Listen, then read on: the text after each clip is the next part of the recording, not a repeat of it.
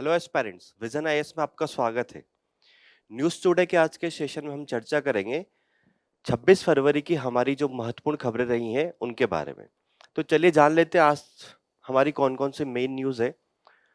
तो 5 हमारी मुख्य खबरें होंगी। उसमें से पहला है उच्चतम न्यायालय का एक डिसीजन आया है, जिसमें न्यायालय ने बोला है कि संविधान में जो बंधुत्व है और अभिव्यक्ति की स्वतंत्रता के बीच में एक संवैधानिक संतुलन होना चाहिए। यह बनाया गया सुप्रीम कोर्ट के डिसीजन के द्वारा, ऐसा इसमें बात निकल कर आया है। दूसरा है कि न्यायपालिका में जो एआई है, उसका इनकलकेशन या उसमें कैसे एकीकृत किया जा सकता है, उसके बारे में न्यूज़ है, तो हम लोग जानेंगे कि क्या है ये और सरकार इस दिशा में क्या प्रयास कर रही है। दूसरा है कि हाल ही में भारत के जो प्रधानमंत्री हैं, वो इज़राइल गए हुए हैं और वहाँ पे इज़राइल के साथ भी फ्री ट्रेड एग्रीमेंट की बात करी जा रही है।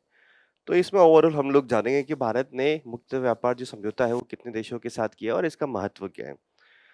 अगली हमारी न्यूज़ होगी भारत में अंतर्देशीय मत्स्य क्षेत्र जो है, उसकी स्थिति क्या है और उसको बढ़ावा देने के लिए क्या किया जा रहा है।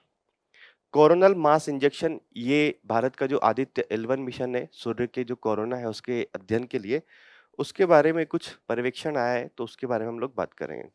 साथ-साथ में कुछ शॉर्ट न्यूज़ की बात करेंगे हम लोग, जो कि प्रीलिम्स के लिहाज से महत्वपूर्ण होती है। पहला है वैश्विक मस्तिष्क स्वास्थ्य को लेकर एक रिपोर्ट आई है 2025 की, उसके बारे में बात करेंगे। विखंडनी सामग्री कट ऑफ संधि क्या होती है, इसके बारे में बात करेंगे।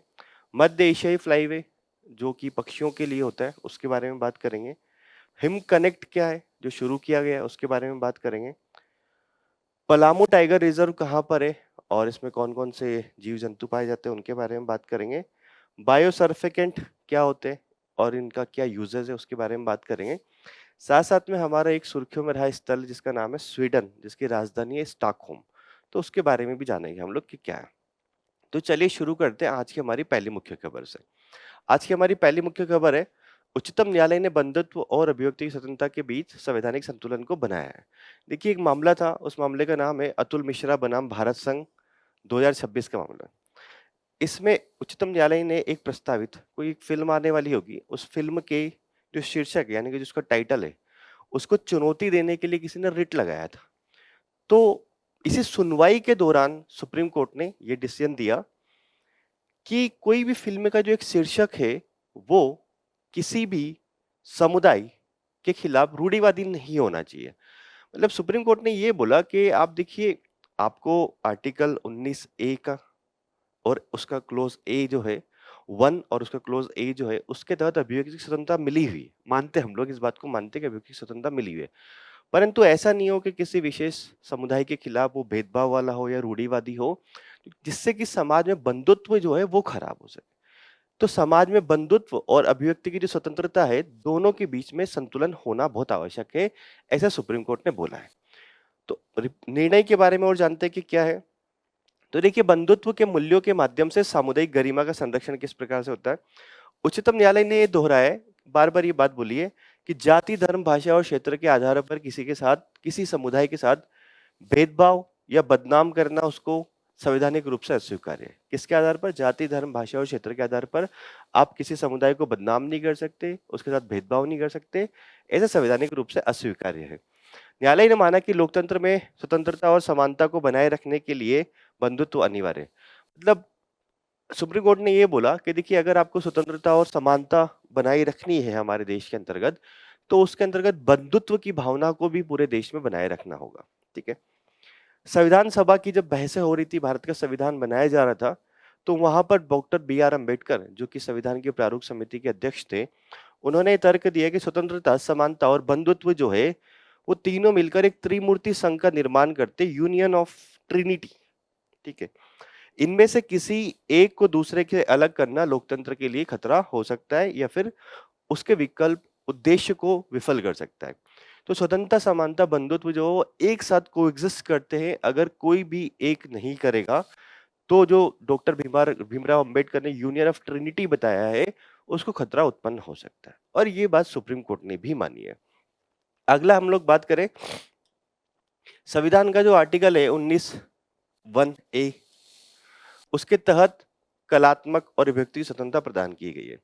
न्यायालय ने फिल्म निर्माता है, उनको बोला और कलाकारों को अपने विचारों को संरचनात्मक तरीकों से व्यक्त करने के अधिकार को मान्यता दी है, यानी कि जो फिल्म निर्माता है होते हैं और जो एक्टर्स होते हैं, वो संरचनात्मक तरीके से अगर किसी बारे में बात कर रहे हैं, अपने विचार रख रहे हैं, तो हाँ ठीक है, आप रख रहे हैं, तो आपका जो अनुच्छेद 19(1)(a) है, उसके तहत आपके अधिकार संरक्षित है। हालांकि सुप्रीम कोर्ट ने ये बात बोला कि आप जो भी कर रहे हैं वो अनुच्छेद 19(2) के तहत जो युक्तियुक्त प्रतिबंध यानी कि रीजनेबल रेस्ट्रिक्शंस लगाए गए हैं उसके अधीन होना चाहिए, ठीक है, ना केवल, लेकिन ये प्रतिबंध मतलब ये है कि रीजनेबल रेस्ट्रिक्शन के अधीन होना चाहिए और जो प्रतिबंध भी हो वो इस प्रकार से हो कि आवश्यकताओं के अनुरूप हो। ऐसा नहीं हो कि सरकार जबरदस्ती किसी पे प्रतिबंध लगा रही हो। तो सुप्रीम कोर्ट ने ये दो बात बोली। एक बात क्या बोली कि बंधुत्व के मूल्यों के माध्यम से सामुदायिक की गरिमा का संरक्षण किया जाना चाहिए। स्वतंत्रता, समानता और बंधुत्व जो है वो एक साथ कोएग्जिस्ट करते हैं। साथ-साथ में माना कि अगर आपके पास अभिव्यक्ति की स्वतंत्रता है, तो उस पे रीजनेबल रेस्ट्रिक्शन भी सरकार लगा सकती है। अब संवैधानिक प्रावधान कुछ दिए हुए हैं, जैसे कि बंधुत्व क्या है? तो देखिए प्रस्तावना में लिखा हुआ है बंधुत्व के बारे में कि ऐसा बंधुत्व होना चाहिए जो व्यक्ति की गरिमा और राष्ट्र की एकता और अखंडता को बढ़ावा दे। इस प्रकार का क्या होना चाहिए? बंधुत्व होना चाहिए। अनुच्छेद 51(a)(e) मौलिक कर्तव्य जो कि भारत के संविधान में 42 कॉन्स्टिट्यूशन अमेंडमेंट के माध्यम से जोड़े गए सरदार स्वर्ण सिंह समिति की सिफारिश पर, उसमें ये बोला कि नागरिकों पर सद्भाव और बंधुत्व को बढ़ावा देने का कर्तव्य आरोपित किया गया है। यानी कि मूल कर्तव्य में, फंडामेंटल ड्यूटीज में ये बात बोली गई है कि भारत के जो नागरिक है वो सद्भाव और बंधुत्व बढ़ाए, ठीक है। वाक और अभिव्यक्ति की स्वतंत्रता, अनुच्छेद 19(1) उसका सब क्लोज ए की बात करते हैं, उसमें वाक और अभिव्यक्ति स्वतंत्रता की बात की गई है। परंतु 19(2) जो है आर्टिकल संविधान का, उसके तहत रीजनेबल रेस्ट्रिक्शन की बात की गई है। बोला गया है ऐसा कोई भी काम जो भारत की स्वतंत्रता, भारत की संप्रभुता और अखंडता, राज्य की सुरक्षा, विदेशी राज्यों के साथ मैत्रीपूर्ण संबंध, लोक व्यवस्था को खराब करता हो, शालीनता या नैतिकता के अगेंस्ट हो, या फिर न्यायालय की अवमानना करता हो, मानहानि करता हो और अपराध के लिए अगर उकसा रहा है, तो इन आधारों पर रीजनेबल रेस्ट्रिक्शंस लगाए जा सकते हैं, ठीक है। ऐसा संविधान में हमारे दिया। अब नेक्स्ट न्यूज की बात करते हैं हम लोग कि न्यायपालिका और हमारा जो लीगल सिस्टम है उसमें एआई का इनकलकेशन किस प्रकार से हो रहा है। तो देखिए हाल ही में क्या हुआ था, भारत में एआई इम्पैक्ट समिट हुई और उसमें काफी सारे एआई की चीजें प्रदर्शित की गई। तो अब ये बात की जा रही है कि जो हमारा जुडिशरी है और जो लीगल सिस्टम है उसमें जो कमियां हैं उनको दूर करने के लिए या फिर उसकी उत्पादकता, उसकी क्षमता को बढ़ावा देने के लिए किस प्रकार से एआई का उपयोग किया जा सकता है। तो अगर हम लोग बात करें कि भारतीय न्यायपालिका में एआई की क्या भूमिका होगी, तो देखते हैं न्यायपालिका की दक्षता जो है उसमें वृद्धि हो सकती है अगर भारत में न्यायपालिका में एआई का उपयोग किया जाता है। वो किस प्रकार से होती है? देखिए अगर एआई का उपयोग होगा तो प्रशासनिक बोझ कम होगा, अभी जो मैनुअल तरीके से होता है वो कम होगा। स्मार्ट तरीके से कार्य सूचियां बनाई जा सकेगी, एक वर्किंग लिस्ट जो होती है वो बनाई जा सकेगी। मामलों का प्राथमिकता निर्धारण करने में सुविधा हो, एआई बेस्ड तरीके से अगर आप ऐसा एल्गोरिदम बना लेते हैं तो उससे क्या होगा, आपका प्रशासनिक बोझ कम होगा, कार्य सूची बनाने में आसानी होगी न्यायपालिका को कि कौन सा काम करना है, कौन सा नहीं करना है, फिलहाल के लिए प्राथमिकता निर्धारण करना आसान होगा, ठीक है। तो उदाहरण के लिए एएसआर श्रुति आदेशों और निर्णयों के लिए voice to text dictation software एक बनाया गया है जो कि न्यायपालिका की दक्षता में वृद्धि कर रहा है, ठीक है। अगला है कानूनी अनुसंधान और दस्तावेजीकरण। ये क्या है? देखिए अब सुप्रीम कोर्ट भारत का जब से बना है या हाई कोर्ट बना है उसमें बहुत सारे दस्तावेज हो गए, बहुत सारे कानूनी मामले हो गए, बहुत सारे फैसले हो गए। तो आपने कभी देखा होगा कि वर्तमान में जो फैसला दिया जाता है उसमें बहुत सारे पुराने फैसलों का रेफरेंस दिया जाता है कि हमने उस टाइम पे सुप्रीम कोर्ट की बेंच ने ये फैसला दिया था, उस आधार पर वर्तमान में फैसला ये बनता है।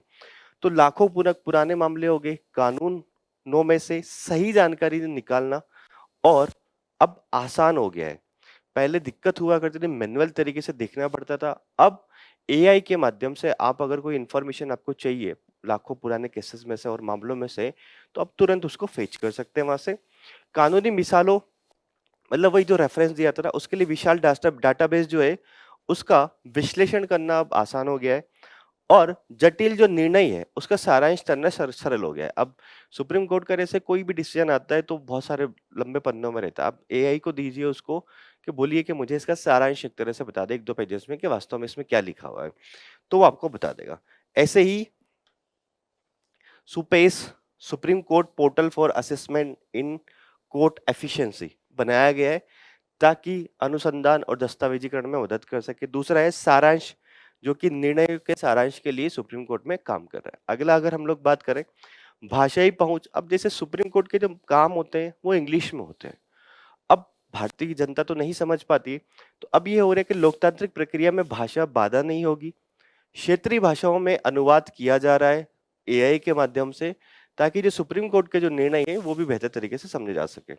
इसके लिए सुवास करके एक उपकरण पोर्टल है, सॉफ्टवेयर है, वो काम कर रहा है, सुप्रीम कोर्ट विधिक अनुवाद सॉफ्टवेयर। ठीक है। पूर्वानुमान परक विश्लेषण, अब कोई मामला है जैसे कि मैंने किसी से लड़ाई कर ली या फिर मैंने किसी के साथ छेड़छाड़ी करी, तो मैं एक बार एआई से पूछूंगा यार अगर मैं ऐसा कुछ करता हूं तो इसके संभावित परिणाम क्या हो सकते हैं और लीगल क्या हो सकते हैं। तो पूर्वानुमान अगर हो सकता है कि भाई मुझे जेल हो सकती है इस मामले को लेकर, तो अदालत के बाहर समझौता या फिर कोई करेगा ही नहीं इस प्रकार की चीजें। अगर उसको पूर्वानुमान रहेगा, बहुत सारे लोगों को हमारे देश में जैसे रहता है कि कानूनों के माध्यम से ज्ञान ही नहीं होता, कानून बड़ी बड़ी लैंग्वेज में लिखे रहते हैं। तो अब एआई में जाइए, एआई में आप लिखिए कि अगर मैं ट्रैफिक रूल को तोड़ता हूं तो मुझे क्या क्या हो सकता है, तो वो आपको 4-5 लाइन में बता देगा कि ये चीजें आपके साथ हो सकती है। ठीक है। एआई के समक्ष चुनौतियां और जोखिम क्या है? तो देखिए एल्गोरिदम संबंधी पूर्वाग्रह, अगर एआई को पुराना जो है पक्षपाती डाटा दिया जाता है, क्योंकि एआई को आपको ट्रेन करना पड़ेगा। एआई को अगर आप पुराना पक्षपाती डाटा दे रहे हो उसको ट्रेन करने के लिए, तो भारत में जो जाति, लिंग और समुदाय से जुड़े पूर्वाग्रह है वो भी उसको दोहरा सकता है। ठीक है। तो भारत के संविधान में जो आर्टिकल 14 में जो समानता की बात करी है और आर्टिकल 21 में जो निष्पक्ष प्रक्रिया कि हमें अगर लिटिगेशन की जो प्रोसेस होगी वो निष्पक्ष होगी, ट्रांसपेरेंट होगी, उसको नुकसान हो सकता है। ठीक है। ब्लैक बॉक्स समस्या, मतलब ये है कि एआई का जो एल्गोरिदम होता है वो पता नहीं कि किस प्रकार से कार्य करता है, तो ट्रांसपेरेंसी नहीं है। अब उसका आउटपुट जो आ रहा है वो हमको दिखता है, परंतु उसकी एल्गोरिदम पीछे से क्या चल रही है, उसमें कौन सी प्रकार की कोडिंग यूज की है, क्या एल्गो चल रहा है उसका, ये पता नहीं होता है, तो ट्रांसपेरेंट नहीं होता और ये न्यायपालिका में त्रुटि ला सकता है। भ्रम का जोखिम, जनरेटिव एआई कभी-कभी काल्पनिक निर्णय दे सकता है किसी मामले को लेकर, है ना? तो इससे भी क्या होता है कि न्यायपालिका की जो अखंडता है और साख है उसको नुकसान हो सकता है। सुरक्षा और गोपनीयता की अगर बात करें, तो अगर संवेदनशील कानूनी डाटा है और आपने पूरा का पूरा क्लाउड पे अपलोड कर दिया, उसको एआई को दे दिया, तो हो सकता है साइबर हमला हो जाए, वो डाटा लीक हो जाए। ठीक है। डिजिटल डिवाइड की बात करें, अब मैं और आप बात कर रहे हैं कि हमें एआई एआई आता है, परंतु अगर ऐसे लोग हैं जिनके पास अभी इंटरनेट की पहुंच ही नहीं है, उनको बेसिक चीजें नहीं आती, तो वो एआई का उपयोग कैसे करेंगे? तो इससे कहीं ना कहीं डिजिटल डिवाइड जो हमारे समाज में उसको भी बढ़ावा मिल सकता है। ठीक है। तो ये चुनौतियां हैं, परंतु सरकार इस दिशा में कुछ प्रयास कर रही है, जैसे कि ई कोर्ट्स परियोजना चरण 3। यह एक सेंट्रल सेक्टर स्कीम है, यानी कि पूरा का पूरा पैसा सरकार के द्वारा, केंद्र सरकार के द्वारा दिया जाता है, और मिशन मोड परियोजना है। इसका लक्ष्य है कि जो एआई जैसी उभरती टेक्नोलॉजीज है उनका उपयोग करके न्यायपालिका में उनके उपयोग को बढ़ावा दिया जाए। सिंपल से ये याद रखिए। अगला है, सुप्रीम कोर्ट ने खुद एक एआई समिति बनाई हुई है जिसके अध्यक्ष वर्तमान जो न्यायाधीश जो भी होते हैं सुप्रीम कोर्ट के, CGI, chief justice of India जो होते हैं, वो इस समिति के अध्यक्ष होते हैं और एआई पहलों के संरचनात्मक उपयोग और शासन में उसकी निगरानी करते हैं। अगर एआई पहले जुडिशरी में संरचनात्मक उपयोग किस प्रकार से किया जा सकता है और अगर किया गया है तो उसको मॉनिटर करती है ये समिति। ESCR electronic supreme court reports portal, ये एक निःशुल्क डिजिटल सेवा है जिसके माध्यम से उच्चतम न्यायालय के निर्णयों को आसानी से हो जाए, मतलब सारे के सारे जो सुप्रीम कोर्ट के जितने भी निर्णय है वो एक पोर्टल पे अपलोड कर दिए गए, आप चाहे तो उस पोर्टल के माध्यम से सीधा देख सकते हैं। ठीक है। तो ये सरकार के द्वारा कुछ पहले की जा रही है, इंपॉर्टेंट है। देखिए एआई जो है अब उभरती हुई टेक्नोलॉजी है, अभी हम लोग, मुझे लगता है कि हर दिन एआई के बारे में कुछ ना कुछ न्यूज़ डिस्कस करते हैं। तो संभावित रहता है कि सवाल भी इसके ऊपर आ सकता है। तो एआई के विभिन्न क्षेत्रों में उपयोग और ये टेक्नोलॉजी क्या है, इसकी चुनौतियाँ क्या है, जोखिम क्या है, ये सब थोड़ा-सा ध्यान रखना है और सरकार क्या प्रयास करे। मुक्त व्यापार समझौते, तो देखिए यही है, मतलब इसमें बात ये निकल के है कि मुक्त व्यापार समझौते जो कर रहा है भारत, तो भारत जो है वो वैश्विक व्यापार में थोड़ी इसको प्रेफरेंशियल ट्रीटमेंट इस प्रकार से मिलता है। मतलब भारत ने अगर इसे ए देश के साथ मुक्त व्यापार समझौता किया है, तो ऑब्वियसली हमारा माल यहाँ पे ज्यादा निर्यात होगा बजाय किसी और देश के। तो 2025 तक भारत ने जितने भी मुक्त व्यापार समझौते संपन्न किए हैं, उसमें वैश्विक व्यापार के लगभग 2/3 हिस्से तक भारत को एक प्रेफरेंस पहुंच प्रदान की गई। सिंपल है, कोई खास नहीं है इतना ना। एफटीए क्या होता है? Free trade agreement. देखिए, दो या अधिक देशों के बीच में एक कानूनी रूप से बाध्यकारी संधि होती है, जिसमें दोनों देश क्या बोलते हैं कि हम प्रशुल्क यानी टैरिफ हो गया, कोटा हो गया, या आयात निर्यात पर जो प्रतिबंध है वो कम करेंगे। भारत ने पिछले कुछ टाइम में काफी सारे देशों के साथ समझौता किया, हमने डिस्कस भी किया इसको बार बार। ओमान के साथ किया, न्यूजीलैंड के साथ किया है ना, अभी हाल ही में ईयू के साथ भी किया है। तो आयात निर्यात प्रतिबंधों को कम करना और समाप्त करना, इससे व्यापार सुविधा बढ़ती है। और मतलब देखिए, उसमें ये तो होता ही है कि वस्तुओं और सेवाओं के माल का जो होता है, वस्तुएं सेवाएं, उसके आयात निर्यात पे प्रतिबंध कम करते हैं, टैरिफ कम करते हैं, प्रशुल्क कम करते हैं। परंतु साथ साथ में उसमें व्यापार की सुविधा के लिए भी कुछ होता है, बौद्धिक संपदा अधिकार के लिए भी होता है, इन्वेस्टमेंट के लिए भी होता है, निवेश जो एक दूसरे के देशों में करा जाता है उसके संरक्षण की भी बात करी जाती है। ठीक है, भारत के एफटीए साझेदार कौन कौन है? USA, UK, Australia, UAE, Oman, New Zealand, Japan, Singapore, दक्षिण Korea, Sri Lanka, Nepal, Bhutan, Thailand, Malaysia, बहुत सारे देश। क्षेत्रीय समूहों की बात करें तो यूरोपीय संघ के साथ किया हमने, यूरोपीय मुक्त व्यापार संघ के साथ किया है, आसियान के साथ किया है, सार्क के साथ किया है। ठीक है, अब कुछ देशों के साथ वार्ताएं चल रही है, जैसे कि खाड़ी सहयोग परिषद जो है, Gulf Cooperation Council, Israel, Chile, Canada, Peru, Bangladesh, Maldives, Qatar, यूरेशियाई आर्थिक संघ और बहरीन के साथ हम लोग चर्चाएं कर रहे हैं कि आने वाले टाइम में एफटीए करेंगे। इतना खास इंपॉर्टेंट ये वाला कंटेंट नहीं है ना। महत्व क्या है, ये थोड़ा इंपॉर्टेंट है कि इससे व्यापार का विविधीकरण होता है। हम जैसे कि अन्य अन्य देशों के साथ जब एफटीए करते हैं तो हमारा आयात निर्यात उस देश के साथ बढ़ता है और विविधीकरण आता है हमारे मार्केट में। ठीक है, भारतीय उद्योग का एकीकरण, ये भारतीय उद्योग भारत के जो इंडस्ट्रीज है उनको वैश्विक आपूर्ति श्रृंखलाओं के साथ कनेक्ट करते हैं और विकसित बाजारों में भारत के व्यवसायों की प्रतिस्पर्धात्मकता बढ़ाने और रोजगार उत्पन्न करते हैं। मतलब भारत का अगर जो इंडस्ट्रीज है वो वैश्विक व्यापार श्रृंखला में शामिल होंगी तो उनका एक्सपोर्ट बढ़ेगा, अगर एक्सपोर्ट बढ़ेगा तो भारत में मैन्युफैक्चरिंग बढ़ेगी, मैन्युफैक्चरिंग बढ़ेगी तो भारत में एम्प्लॉयमेंट जनरेशन होगा। भू राजनीतिक रणनीति, ये साझेदारों के साथ व्यापक विश्वास अर्जित करने में मदद करते हैं। हमारे साथ जो साझेदार देश रहते हैं, अगर हम उसके साथ आर्थिक रूप से ज्यादा संलग्न हो रहे, एकीकृत हो रहे, तो दोनों देशों के बीच में जो है विश्वास एक तरह से बढ़ता है। संसाधनों का इष्टतम उपयोग, अब दोनों देश जो है अगर एफटीए करते हैं और दोनों के देश जो आयात निर्यात दोनों देशों के मार्केट में करते हैं, तो इससे क्या होता है कि दोनों देशों के पास जो सबसे अच्छा चीज होता है या फिर उनके पास जो संसाधन होता है, उनका बेहतर तरीके से इष्टतम उपयोग हो पाता है। ठीक है, अब चौथी न्यूज देखते हैं हम लोग, भारत में अंतर्देशीय मत्स्य क्षेत्र। देखिए, अंतर्देशीय क्या होता है? एक तो समुद्र में मछली पालन होता है, एक होता है नदियों में, झीलों में, तालाबों में, तो वो अंतर्देशीय होता है ना।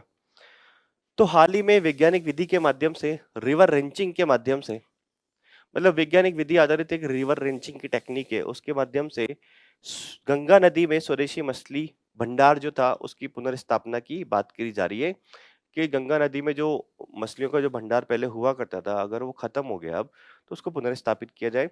नमामि गंगे कार्यक्रम के तहत भारतीय कृषि अनुसंधान परिषद, केंद्रीय अंतर्देशीय मत्स्यिकी अनुसंधान संस्थान ने वैज्ञानिक रिवर रेंचिंग टेक्निक प्रारंभ की है नमामि गंगे कार्यक्रम के तहत। ठीक है, इसका उद्देश्य है कि गंगा नदी में जलीय जीवन में वृद्धि करना, जलीय जीवन में वृद्धि करना और इसके पारिस्थितिकी संतुलन को बनाए रखना। मतलब अगर मछलियां आएंगी वहां पे, अगर पहले थी और खत्म हो गई, तो एक तो पारिस्थितिकी संतुलन बिगड़ा होगा, तो कहीं ना कहीं उसका पुनर्स्थापना करना और पारिस्थितिकी संतुलन को भी बनाए रखना। तो रिवर रेंचिंग क्या है? देखिए, रिवर रेंचिंग कुछ नहीं होता है, आपने जैसे मछली के जैसे छोटे छोटे बीज अगर आप लेके आए, जैसे मछलियां जो होती है ना, तो प्रारंभिक स्तर पर उनकी थोड़ी देखभाल करनी पड़ती है ना। शुरुआती चरणों में संरक्षण में उनका पालन पोषण किया जाता है, फिर उन्हें क्या होता है कि प्राकृतिक पर्यावास जो होते हैं, तालाब हो गया, झील होगी, नदी होगी, उनमें बढ़ाने के लिए छोड़ दिया जाता है और वयस्क होने पर फिर उनका मत्स्यन किया जाता है। ठीक है, मतलब वही एक तरह से हो गया कि मछलियां अगर छोटी छोटी है तो पहले तो आप उनको कंट्रोल्ड एनवायरनमेंट में एक जो होता है कि शुरुआती चरणों में उनको संरक्षण प्रदान कीजिए, फिर जब वो थोड़ी बड़ी होने लगे तो उन्हें प्राकृतिक जो जलाशय होता है उसमें छोड़ दीजिए, और फिर जब वो वयस्क हो जाए तो फिर मत्स्य कीजिए, है ना, मत्स्यन कीजिए। ये जलीय जीवन के संरक्षण के लिए एक्स-सी2 तरीकों में से एक्स-सी2 मतलब हो गया जहां पर वो होता है उसके बाहर।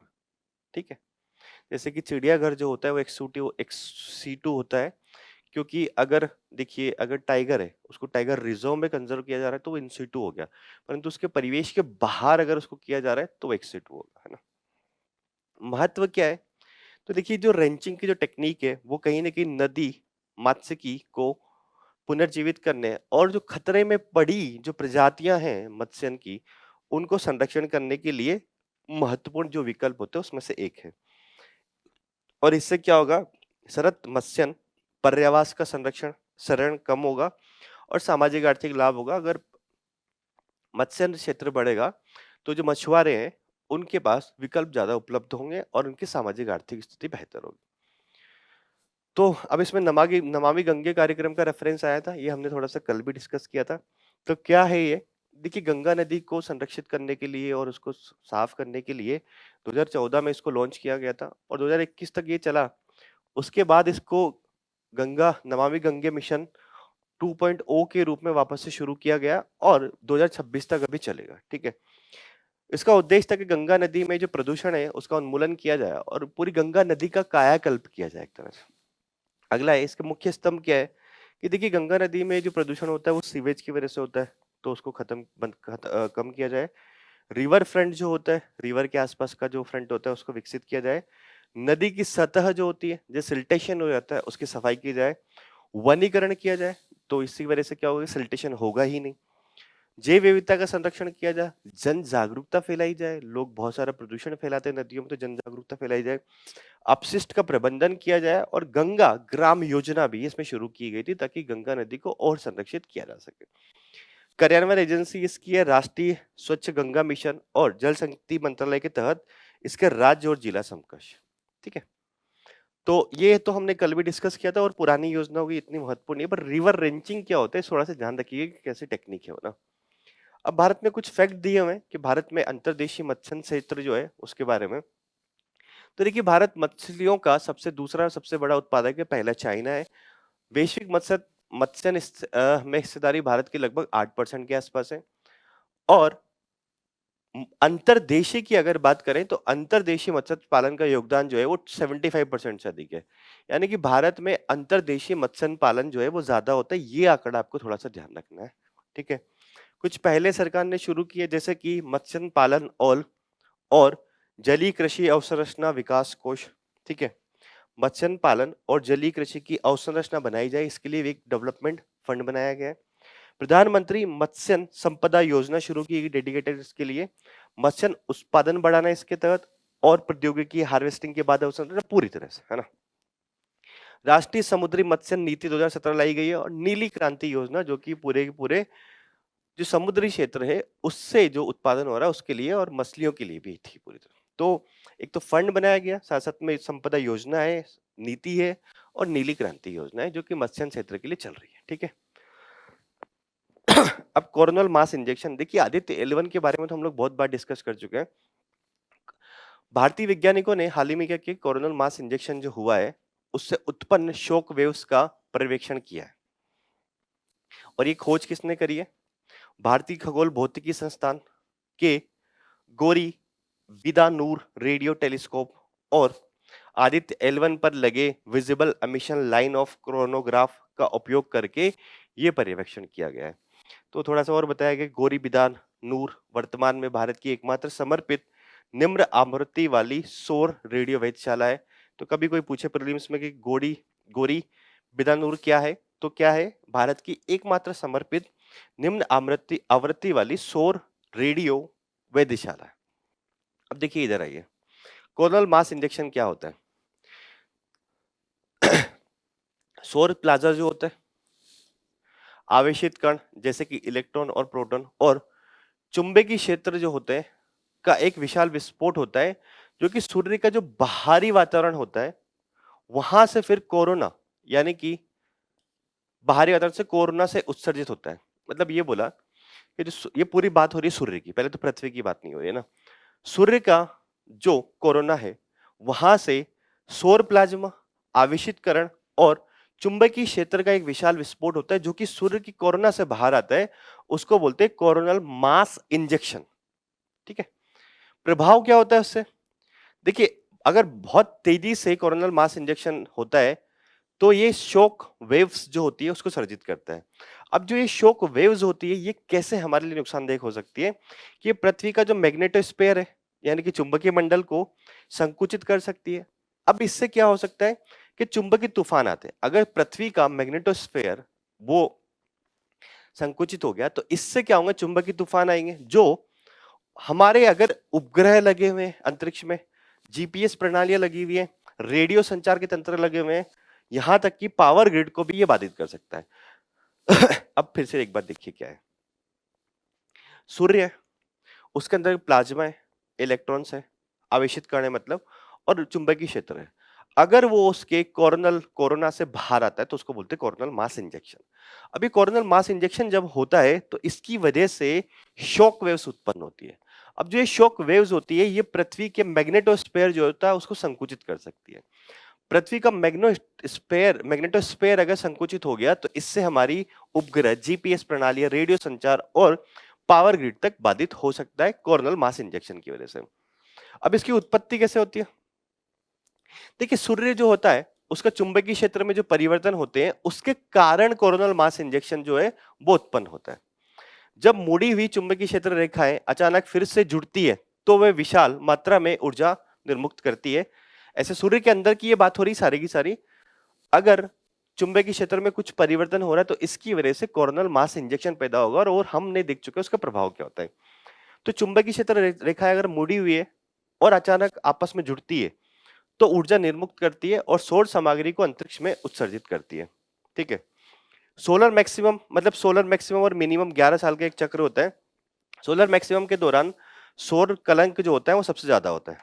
सौर कलंक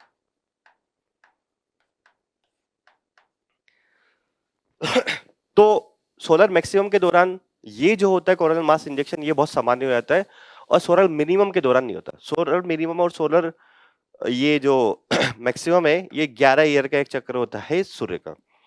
ये अक्सर सौर ज्वाला यानी कि सोलर फ्लेयर्स जो होते हैं उससे जुड़े होते हैं लेकिन स्वतंत्र रूप से भी हो सकते हैं। सूर्य से ज्वालाएं निकलती है जनरली, उससे जुड़े होते हैं कोरोनल मास इंजेक्शन, परंतु कभी कभी स्वतंत्र रूप में भी हो सकते हैं। तो किससे होता है? चुंबकीय क्षेत्र में अगर परिवर्तन हो रहा है तो उसकी वजह से होता है। और चुंबकीय क्षेत्र में परिवर्तन किस वजह से हो सकता है कि अगर सौर रेखाएं अचानक फिर से जुड़ती है मुड़ी हुई तो उसकी वजह से अंतरिक्ष में सौर सामग्री को अंतरिक्ष में उत्सर्जित करती है, ऊर्जा निर्मुक्त होती है, वो उसकी वजह से होता है। ठीक है, तो ये थोड़ा सा ध्यान रखिए कोरोनल मास इंजेक्शन क्या होता है और इसका प्रभाव क्या पड़ता है।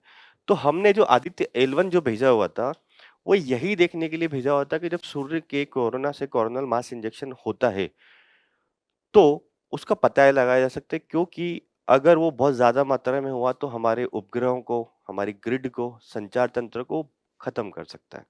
तो जरूरी था उसके बारे में जानना। तो आदित्य L1 हमने भेजा था कि समर्पित सौर मिशन था हमारा है। इसका उद्देश्य है कि विद्युत चुंबकीय और कण वे चुंबकीय क्षेत्र डिटेक्टर का उपयोग करके सूर्य के फोटोस्फीयर, क्रोमोस्फीयर और सबसे बाहरी परतों कोरोना का निरीक्षण करना। मतलब सूर्य के कोरोना के निरीक्षण के लिए मेनली हमने आदित्य L1 मिशन भेजा था। प्रक्षेपण कब किया था? 2023 में PSLV C57 के द्वारा 7 पेलोड इसमें लगे हुए थे जो कि साथ साथों के क्या है, एक तरह से स्वदेशी है। कहां पे इसको भेजा गया, लगाया गया? तो लैंग्रेजे पॉइंट 1 जो है वहां पर है। अब लैंग्रेजे पॉइंट 1 क्या है इसके बारे में भी हमने किसी एक न्यूज में बहुत अच्छे से डिस्कस किया है। देखिए, लैंग्रेजे L1 जो है वो है कि अगर दो विशाल द्रव्यमान वाले पिंड जो है उनका जो गुरुत्वाकर्षण खिंचाव होता है, दो अगर विशाल द्रव्यमान वाले पिंड हो गए, उनका जो गुरुत्वाकर्षण खिंचाव होगा और किसी छोटे पिंड को उनके साथ घूमने के लिए आवश्यक अभिकेंद्री बल अगर दोनों बराबर है तो वो जगह क्या होगी, लैग्रेंज बिंदु 1। दो बड़े बड़े द्रव्यमान हो गए, और ये क्या है, इनका गुरुत्वाकर्षण खिंचाव जो है, अगर एक छोटा द्रव्यमान वाला जो चीज रहा,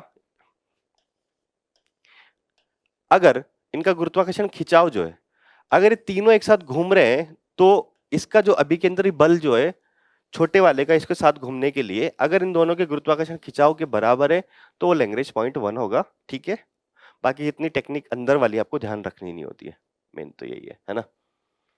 ये शासन में ब्लॉकचेन कल हमने पढ़ा था, आज के लिए नहीं है, एक स्लाइड इसमें आ गया है। ठीक है, तो हमने इस न्यूज में जान लिया कि कोरोनल मास इंजेक्शन क्या होता है, कैसे उत्पन्न होता है, और उसका बारे में, उसका प्रभाव क्या होता है, और आदित्य L1 मिशन क्या है। ठीक है, अब हम संक्षिप्त सुर्खियों की बात करते हैं।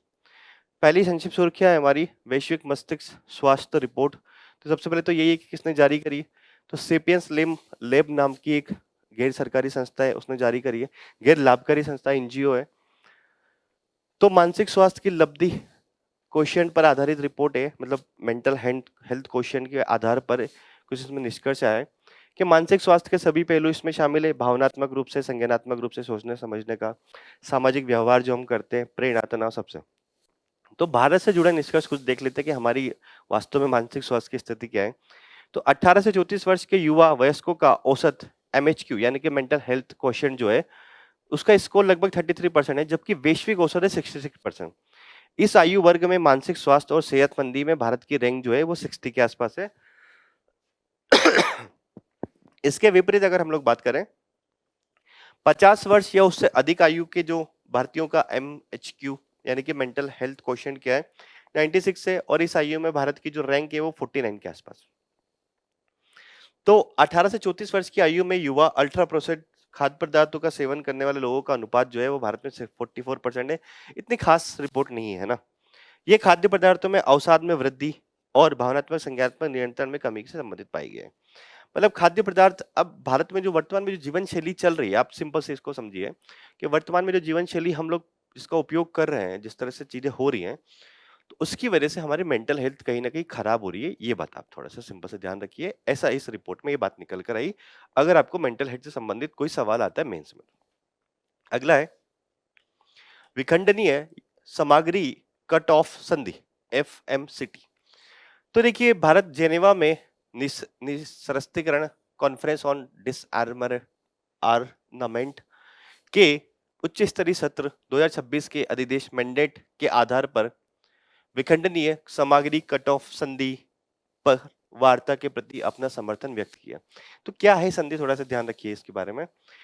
तो देखिए, प्रस्तावित अंतरराष्ट्रीय समझौता है, विखंडनीय सामग्री कट ऑफ करनी, विखंडनीय सामग्री को कट ऑफ करना है। इसका उद्देश्य है कि परमाणु हथियारों के दो मुख्य घटकों, उच्च संवर्धित यूरेनियम, परमाणु हथियार जो बनाने में हाईली एनरिच्ड यूरेनियम का उपयोग होता है, साथ साथ में प्लूटोनियम, इन दोनों का जो उत्पादन है उस पर प्रतिबंध लगाया जाएगा इस संधि के माध्यम से, और भारत ने इसको समर्थन किया है।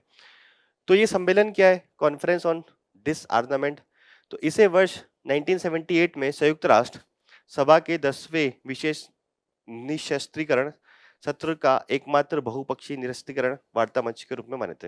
मतलब ठीक है कि विश्व में हथियार ना हो, है ना, ये विखंडनीय सामग्री के आधार पर, उसके लिए एक कॉन्फ्रेंस और डिसआर्मामेंट होती है, और ये 1978 से संयुक्त राष्ट्र महासभा के 10वें विशेष निरस्त्रीकरण सत्र द्वारा एकमात्र बहुपक्षीय निशस्त्रीकरण वार्ता मंच के रूप में मान्यता रही है।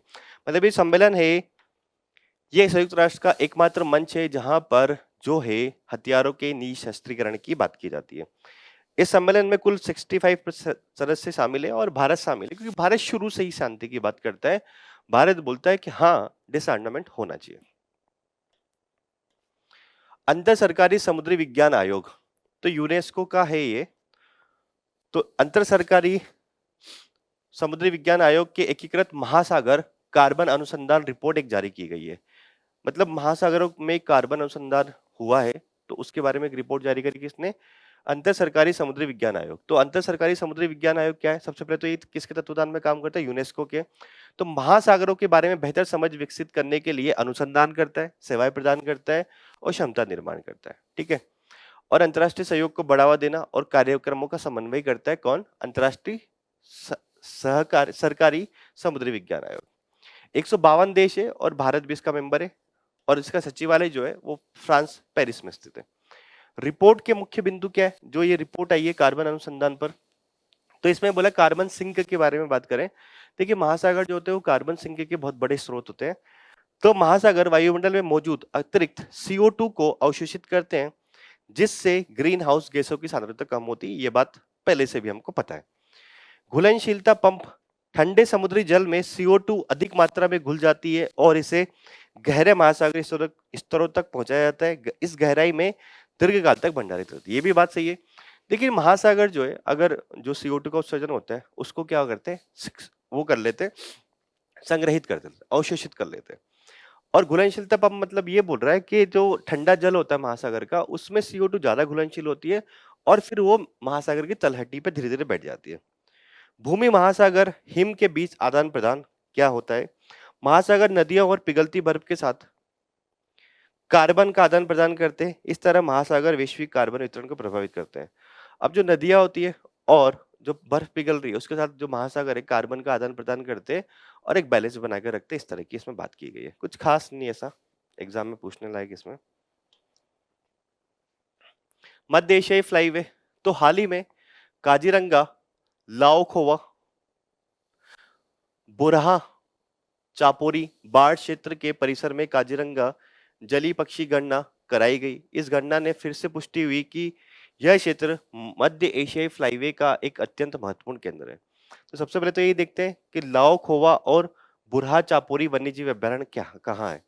तो ये दोनों अभ्यारण्य जो है वो ब्रह्मपुत्र नदी जो है उसके दक्षिण तट पर स्थित है। ठीक है। ये काजीरंगा टाइगर रिजर्व के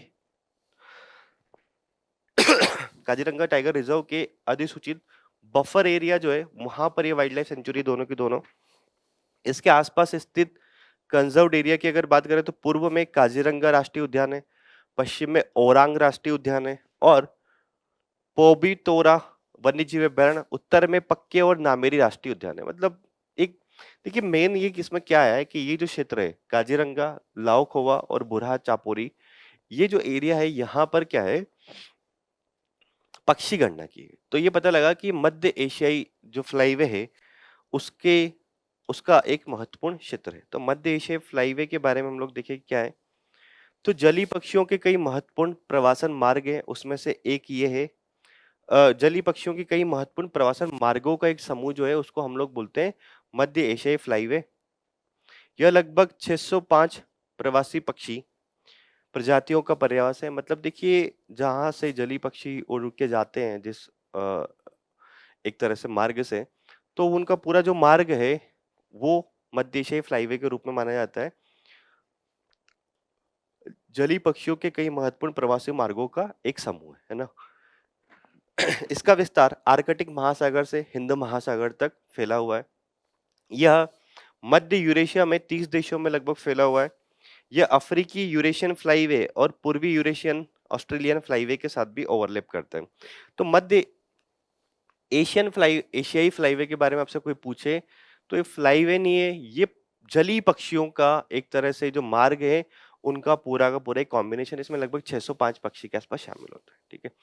और एक ये भी ध्यान रखिए कि लाओखोवा और बुरहा चापोरी वन्यजीव अभ्यारण्य कहाँ है और इसके आसपास कौन कौन से संरक्षित क्षेत्र है। ठीक है। हिम कनेक्ट, तो केंद्रीय पर्यावरण वन और जलवायु परिवर्तन मंत्री ने द एनर्जी रिसर्च इंस्टीट्यूट टेरी के 25वें सतत विकास शिखर सम्मेलन और हिम कनेक्ट का उद्घाटन किया हमारे पर्यावरण मंत्री ने।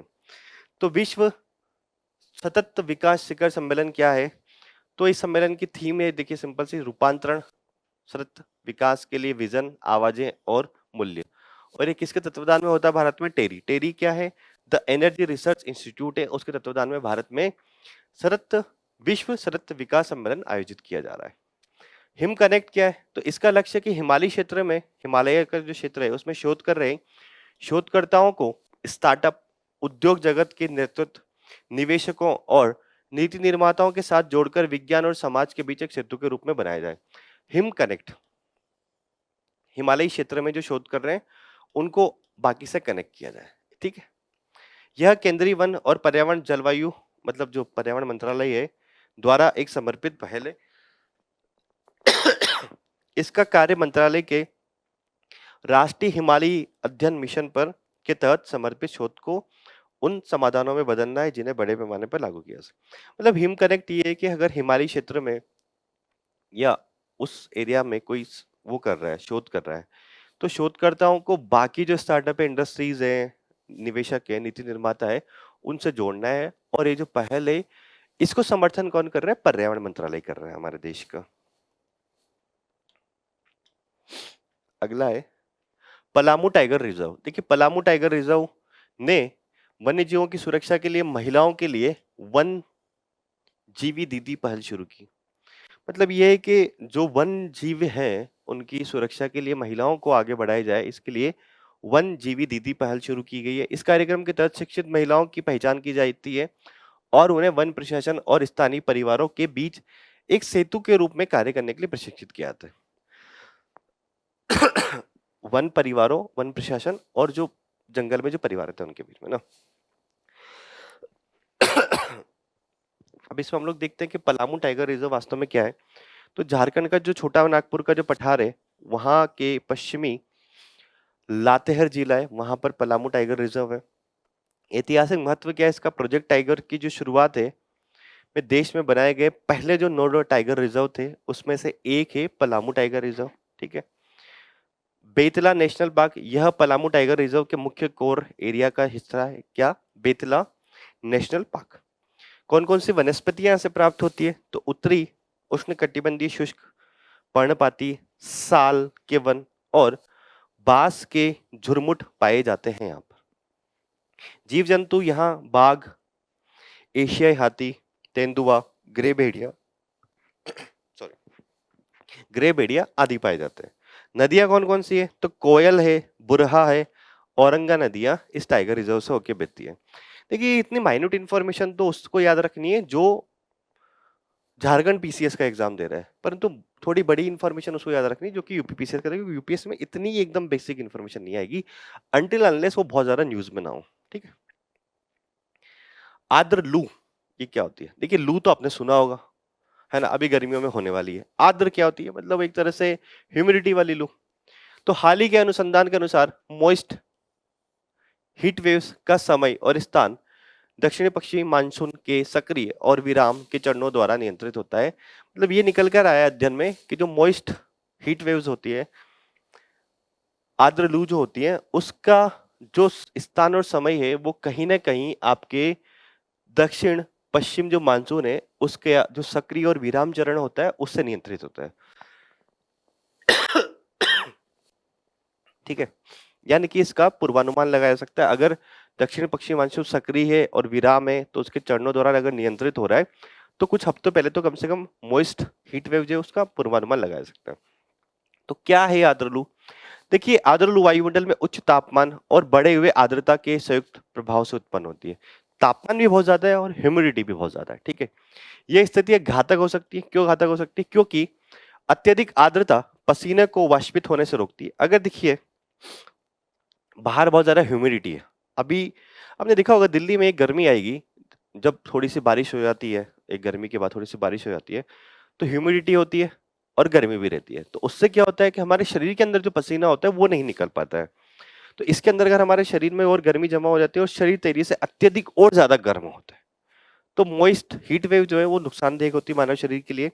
वेट बल्ब तापमान के बारे में ये क्या है? तो आर्द्रता और तापमान मतलब इससे नापा जाता है इसको। आर्द्रता और तापमान के संयुक्त प्रभाव को मापने का सबसे अच्छा तरीका वेट बल्ब तापमान है। वेट बल्ब तापमान वह न्यूनतम तापमान है जिस तक हवा को जल के वाष्पीकरण के माध्यम से स्थिर दबाव यानी कि कांस्टेंट प्रेशर पर ठंडा किया जा सकता है, ठीक है। तो मॉइस्ट एयर के बारे में थोड़ा, मॉइस्ट हीट वेव के बारे में ध्यान रखिए। वेट बल्ब तापमान क्या है? वह न्यूनतम तापमान जिस तक हवा को जल के वाष्पीकरण के माध्यम से, मतलब हवा जो है उसमें जल का वाष्पीकरण हो जा से कांस्टेंट प्रेशर पर ठंडा किया जा सकता है। ये बात है हीट वेट बल्ब तापमान के बारे में। अब एक है न्यूज, वो है bio Surf bio Surf content, bio Surf content, ठीक है ना। अब क्या है ये न्यूज, तो भारत का जो department of science and technology के एक संस्थान ने नया बायो सर्फ कंटेंट विकसित किया है, जिसमें जीवाणुरोधी यानी कि एंटी बैक्टीरियल और सफाई से जुड़ी प्रभावी विशेषताएं पाई गई है। मतलब बायोसर्फेक्ट कंटेंट एक बनाया गया है, तो इसकी वजह से क्या हो रहा है कि एंट्री माइक्रोबैक्टीरिया है, यानी कि बैक्टीरिया को खत्म कर सकता है और सफाई भी कर सकता है। तो क्या है ये, तो सतह सक्रिय अणु होते हैं जो बैक्टीरिया, यीस्ट, कवक सहित विभिन्न सूक्ष्म जीवों द्वारा निर्मित होते हैं। कुछ सतह सक्रिय अणु हैं जो कि किससे, बैक्टीरिया से बनेंगे, यीस्ट जो होता है या फिर कवक से निर्मित होते हैं, ठीक है। इसमें तरल पदार्थों, ठोस पदार्थों और गैसों के बीच पृष्ठ और अंतरस्त्रावी तनाव, सरफेस और इंटरफेशियल टेंशन को कम करने की विशिष्ट क्षमता होती है। किसके अंतर्गत, बायोसर्फिकेंट के अंदर, कंटेंट के अंदर, ठीक है।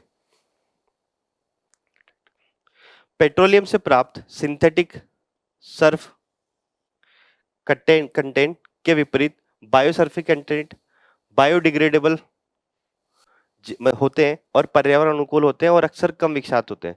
मतलब ये बोले कि जो सिंथेटिक होता है सिर्फ एक सिंथेटिक सर्फ कंटेंट जो होता है उसकी तुलना में ये जो बायोसर्फिकेंट होता है ये कहीं ना कहीं पर्यावरण अनुकूल होता है, बायोडिग्रेडेबल होता है और कम विषाक्त होता है, ऐसी बात इसमें आई है ना। संभावित उपयोग क्या है इसका, बायो रेमिडिएशन जो होता है, यानी कि सूक्ष्म जीवों के माध्यम से हम जो अगर कोई प्रदूषक को हटाते हैं तो उसको बायो रेमिडिएशन बोलते हैं। तो बायो रेमिडिएशन में इसका उपयोग किया जा सकता है, स्वास्थ्य और चिकित्सा के क्षेत्र में कैसे कर सकते हैं, सौंदर्य प्रसाधन में कर सकते हैं और खाद्य प्रसंस्करण में इसका उपयोग किया जा सकता है। तो ध्यान रखिएगा क्या है ये, जो मेनली आपको यहाँ ध्यान रखना है और इसका उपयोग ध्यान रखना है, ठीक है। इंपॉर्टेंट है वैसे ये चीज, क्योंकि साइंस एंड टेक्नोलॉजी में जनरली ऐसे सवाल बन जाते हैं, ठीक है। अब एक आज हमारा सुर्खियों में रहा स्थल है जिसका नाम है स्वीडन और उसकी राजधानी है स्टॉकहोम। तो भारत और स्वीडन भारतीय प्रौद्योगिकी और आर्टिफिशियल इंटेलिजेंस कॉरिडोर के फ्रेमवर्क से अपनी फ्रेमवर्क के माध्यम से अपनी एआई साझेदारी को और मजबूत किया है, ऐसा कुछ करके, है ना। तो भौगोलिक अवस्थिति और राजनीतिक विशेषता क्या है इसकी, ये रहा आपका स्वीडन और ये रहा इसकी राजधानी स्टॉकहोम। तो नॉर्डिक कंट्रीज है ये, है ना, स्वीडन, डेनमार्क नॉर्डिक राष्ट्र है और उत्तरी यूरोप का सबसे बड़ा देश है। उत्तरी यूरोप में सबसे बड़ा देश है। उत्तरी यूरोप में स्कैंडिनेवियाई प्रायद्वीप पर स्थित है। स्कैंडिनेविया प्रायद्वीप जो है उसमें स्थित है ये, ठीक है। शासन प्रणाली संवैधानिक राजतंत्र है यहाँ पर, जैसे कि ब्रिटेन में है उस प्रकार की व्यवस्था यहाँ पे संवैधानिक राजतंत्र है। यूरोपीय संघ का सदस्य है और नाटो का मेंबर भी है स्वीडन, ठीक है। और देखते हैं क्या है स्थलीय सीमाएं जो है इसकी, यहाँ देख लीजिए। पूर्व में फिनलैंड के साथ ये टच हो रहा है, उत्तर और पश्चिम में नॉर्वे से टच है पूरा का पूरा, ठीक है। जलीय सीमाओं की अगर बात करें तो पूर्व में बोथनिया की खाड़ी है, ये जो है इसके बोथनिया की खाड़ी है यहाँ पे। दक्षिण में बाल्टिक सागर है, ये आपके यहाँ पे बाल्टिक सागर हो गया। दक्षिण पश्चिम में स्कागेरिक, दक्षिण पश्चिम में यहाँ पे होगा स्कागेरिक, ठीक है। और केट गेट जल डमरू मध्य, ये यहाँ पर होगा, है ना, केट गेट जल डमरू मध्य। समुद्री सीमाओं की अगर इसकी बात करें तो जर्मनी के साथ लगती है, डेनमार्क, पोलैंड, रूस, लिथुआनिया, लातविया और एस्टोनिया के साथ इसकी सारी सीमाएं लगती है। ये Germany, Poland, Russia, Lithuania, Latvia, Estonia के साथ इसकी कितनी समुद्री सीमाएं लगती है। प्रमुख नदियों की अगर बात करें तो अंगरमन, एमन, ईदल,